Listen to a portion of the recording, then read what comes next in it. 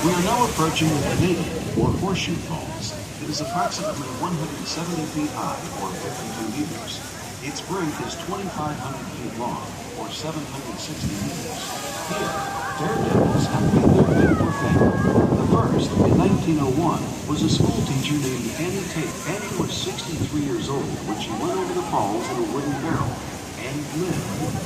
In 1960, an unbelievable ability.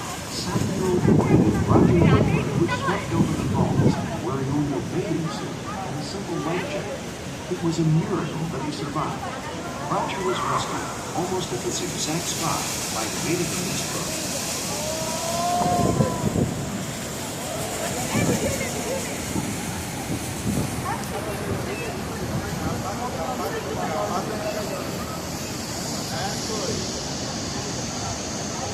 To the far left of the Horseshoe Falls is Terrapin Point.